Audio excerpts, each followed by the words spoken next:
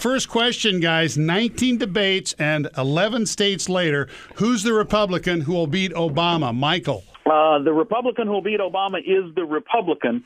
I think after the debate in Arizona, Mitt Romney will probably retake the lead. Santorum had a great opportunity.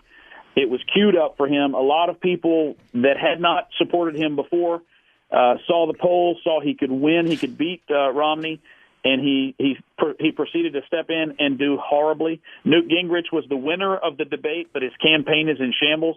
So I think the last man standing is the guy that was the presumptive favorite. And Carl was right at the beginning. I mean, Romney was always the presumptive favorite, but the base doesn't want him. And I think now after Santorum didn't do well, the base is going to say, well, I guess we're stuck with Romney. So I think Romney's your nominee, and I think Romney or Santorum or any of the Republicans will beat Obama in November. Carl.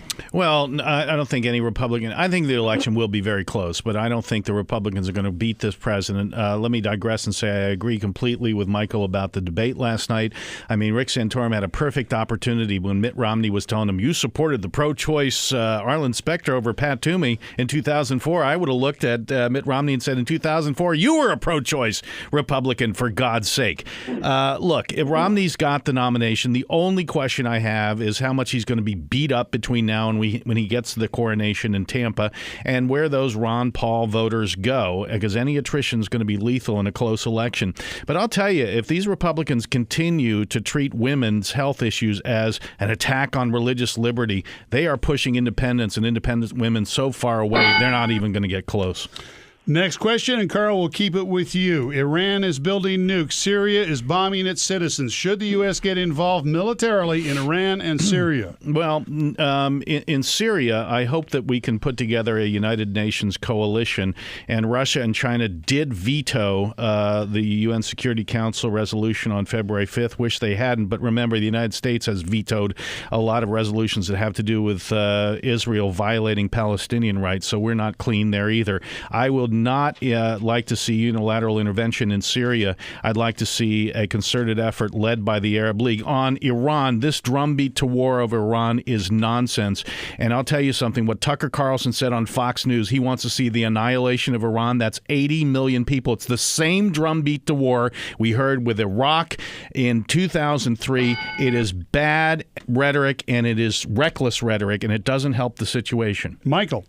Well, the distinction in 2003 was that you had Saddam Hussein attacking his neighbors who were incapable of defending themselves. United States energy policy requires that we preserve the energy flow out of the Middle East. We stepped in, we destabilized that regime, and we should have left, but we didn't. We went to Afghanistan when we had no business being there, and that has soured folks. No, we don't need to engage Iran in a war. That's absolutely not necessary. And we don't need to fight Syria's internal war. And we have another one on our hands coming in Egypt, and we have more problems in northern Africa. Ron Paul is actually right about this, and a lot of folks that are Republicans are going with the neocon view because they think they have to, but they don't stand for it. And that is, this is wrong, these engagements. Well, we have a lot. We're in agreement today. This is Marion Gay today. Finally. Well, what can you do? Bottom line, who's most at fault for the rising gas prices, Michael? Well, the Obama administration. There's no doubt about that. You cannot impose a moratorium on Gulf Coast drilling. You cannot fight off the XL pipeline. You cannot try to destroy the oil and gas companies because they qualify for tax advantages that other companies just like them qualify for, and expect that there's not going to be a problem.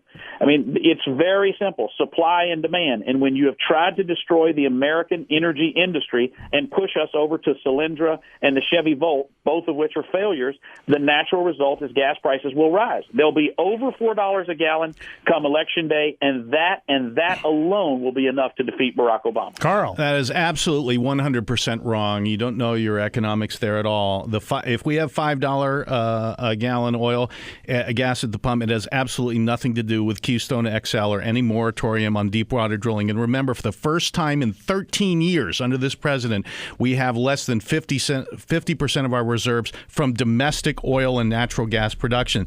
The problem, speculators. Rex Tillerson, the CEO of ExxonMobil, will tell you the same thing. If we get speculators out of the market, that $5 a gallon gas drops to $3.25. It's the speculators, and they're driven there now by this fear of war with Iran, which is also a drumbeat from the neocons. The fear of war with Iran, these speculators, that in itself, in toto, is driving this cost of gas up. Bonus question. Where do you go for a cold beer? Carl. I'm going to defer to my good friend Michael Berry down in Texas. I am a happily